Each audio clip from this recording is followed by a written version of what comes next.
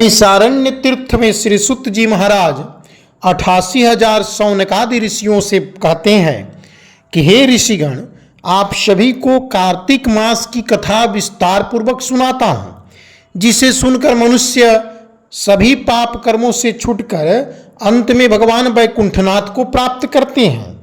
सुत जी महाराज कहते हैं कि एक समय सत्यभामा जी प्रसन्न होकर के अपने लक्ष्मीपति भगवान श्री कृष्ण से कहने लगी कि हे नाथ, मैं धन्य हुई, मेरा जीवन भी बहुत सफल हो गया, मेरे जन्मदाता भी धन्य हैं जिन्होंने मुझ जैसी सुंदरी को जन्म दिया, जो आपकी प्यारी पत्नी बनी। मैंने वह कल्प वृक्ष आदि पुरुष आपके साथ नारद जी को विधि पूर्वक दान में दिया, परंतु वही कल्प वृक्ष मेरे घर लहराया करता है, जिस बात को मृतलोक में कोई भी स्त्री नहीं जानती।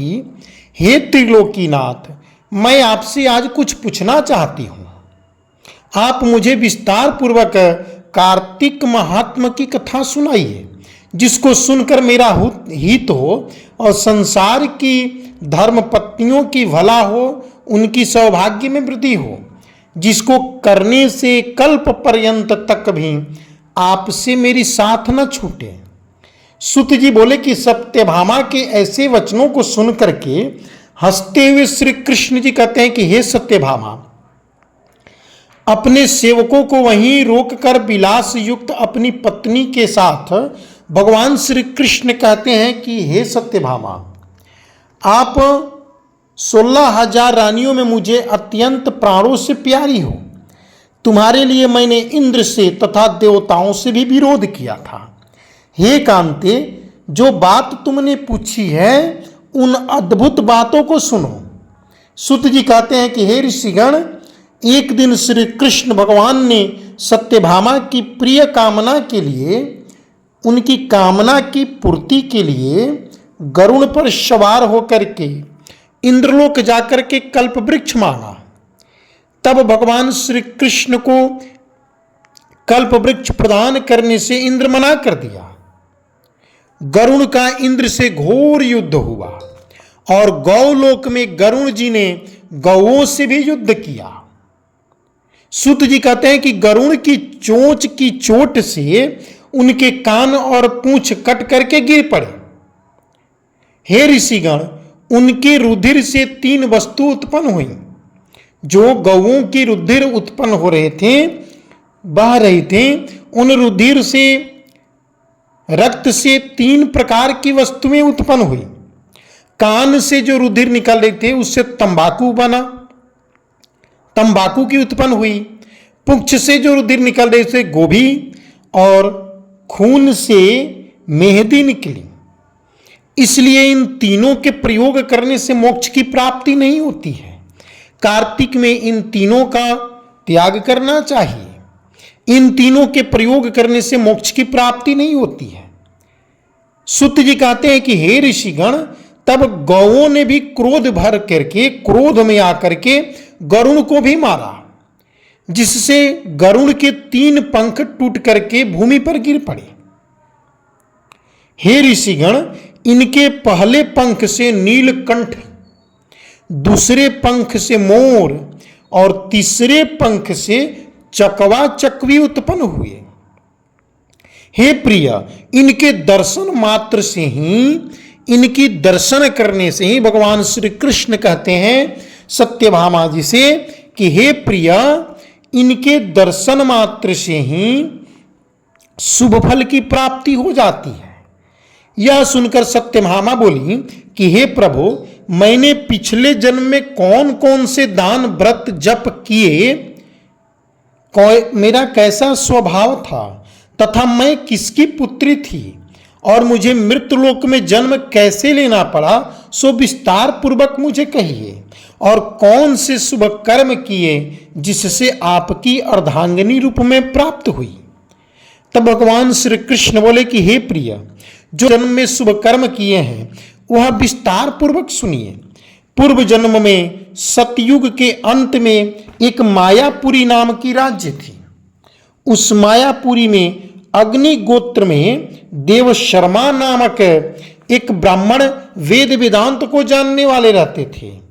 प्रतिदिन वह ब्राह्मण अतिथियों की सेवा, हवन और सूर्य भगवान की उपासना, पूजन आदि करते रहते थे। उनका तेज सूर्य के समान तेजस्वी था।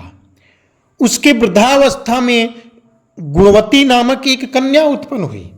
उस ब्राह्मण को वृद्ध अवस्था में एक गुणवती नामक कन्या की प्राप्ति होती है। वह ब्राह्मण उस कन्या का विवाह चंद्र नामक एक अपने शिष्य ब्राह्मण से ही कर दिए। वह उनके शिष्य ब्राह्मण बचपन से ही बड़ी अपने पुत्र के समान मानते थे और वह चंद्र नामक शिष्य हमेशा देव शर्मा को अपने पिता स्वरूप में सम्मान देता था। एक दिन जमाता और ससुर दोनों कुश और समिधा लेने के लिए वन को गए। हिमालय की तलहटी में भ्रमण करते हुए अचानक उनके सामने एक राक्षस उत्पन्न हो गया और उस राक्षस को देख करके ये दोनों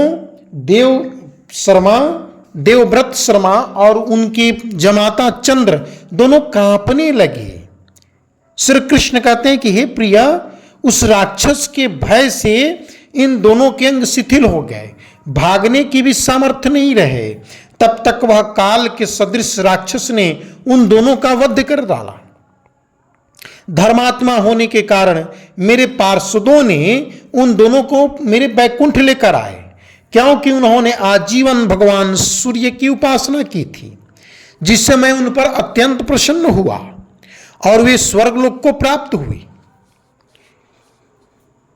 जैसे देवदत्त पिता, भ्राता आदि नामों से बोला जाता है। जब वह दोनों विमान पर चढ़े हुए सूर्य के समान तेजस्वी रूपवान चंदन और माला धारण किए हुए मेरे भवन में आए तो दिव्य भोग लगने लगे।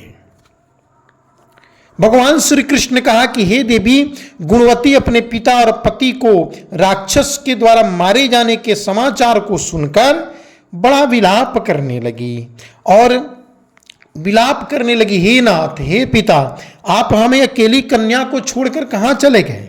अब हमारी देखभाल कौन करेगा? मुझे अन्न वस्त्र आदि कौन देगा? इन सब की व्यवस्था मैं कहाँ से करूँगी?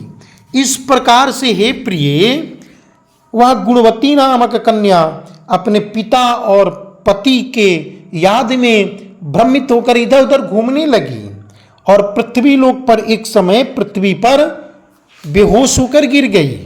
बार बार उठती थी और बार बार शोक के सागर में डूब जाती थी। जब वह कुछ संभली तो भगवान विष्णु की उसे ध्यान आई।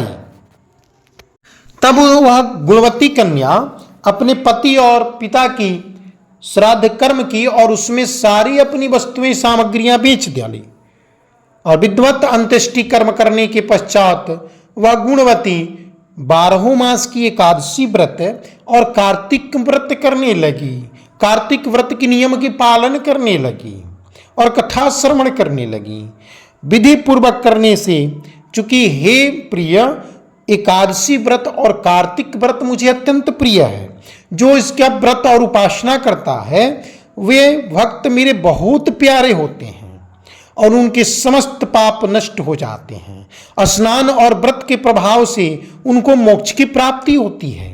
जो मनुष्य कार्तिक में स्नान, प्रिय, कार्तिक मास में जो मंदिर में झाड़ू लगाते हैं, जागरण करते हैं, स्नान दीप दान आदि करते हैं, तुलसी की वृक्ष रोपण करते हैं तथा स्वास्तिक बनाते हैं, वे भगवान विष्णु को प्रिय होते हैं, वह जीवन मुक्त हो जाते हैं। यह सुनकर गुणवती भी प्रतिवर्ष मन लगा करके कार्तिक का व्रत और भगवान विष्णु का पूजन करने लगी। हे प्रिय, एक बार वह ज्वर से ग्रसित होकर के दुबली हो गई, फिर भी किसी न किसी प्रकार गंगा स्नान के लिए चली गई। गंगा तक पहुंची, लेकिन उसके शरीर शिथिल हो गए थे और वे मृत्यु गति को प्राप्त होती है। हे प्रिय, हमारे पार्षद उनको विष्णु लोक लाते हैं और देवताओं की प्रार्थना पर मैंने भगवान श्री कृष्ण अवतार जब लिया तो हमारे पार्षद भी हमारे साथ ही आए। तुम्हारे पिता जो कि पूर्व जन्म में देव शर्मा थे, इस समय वह सत्राजित है अर्थात इस जन्म में वे सत्राजित हुए। पूर्व जन्म में चंद्र शर्मा जो तुम्हारे पति थे वह आज आकू, और हे भामनी तू ही वह गुणवती हो जो आज मुझे कार्तिक व्रत की प्रताप से अर्धांगिनी रूप में प्राप्त हुई हो। पूर्व जन्म में तुमने जो मंदिर की द्वारों पर तुलसी का पौधा लगाया था वह इस समय तेरे महलों के आंगन में कल्प वृक्ष के रूप में खड़ा है। वही कल्प वृक्ष है। तुमने जो उस जन्म में दीपदान किए थे उसी दीपदान के कारण आज तुम त्रैलोक्य सुंदरी हो। तुम्हारा देह सुंदर है और तुम्हारे शरीर की शोभाएं चारों तरफ प्रकाशमान हो रही हैं। घर में साक्षात लक्ष्मी निवास करती हैं। तुमने चूंकि पूर्व जन्म में अपने समस्त व्रतों का फल प्रतिस्वरूप भगवान विष्णु को अर्पण कर दिए थे, उसी के प्रभाव से तुम इस समय मेरी प्रिय भामनी हुई हो। पूर्व जन्म में आजीवन व्रत नियम से कार्तिक मास का व्रत किया, उसका यह प्रभाव है कि मेरे और तुम्हारा अर्थात हमारा और तुम्हारा कभी वियोग नहीं होगा। इस प्रकार जो कोई व्यक्ति, जो कोई भक्त, जो भी सौभाग्यवती स्त्रियां कार्तिक मास में व्रत आदि करती हैं वे तुम्हारे समान प्यारे हो जाते हैं, जो कि दूसरे जप तप यज्ञ दान आदि करने से 16वें भाग के बराबर भी नहीं है। अर्थात कार्तिक मास के व्रत अत्यंत मुझे प्रिय है। इस तरह से सत्यभामा भगवान श्री कृष्ण चंद्र जी महाराज से अपने पूर्व जन्म के पुण्य का प्रभाव सुनकर बड़ी प्रसन्न हुई। भगवान के चरणों में पड़ करके बड़ी गदगद हुई। दोनों कल्प वृक्ष के सदृश जाकर के मुस्कुराने लगे और बड़े आनंद के साथ रहने लगे। जय श्री कृष्णा।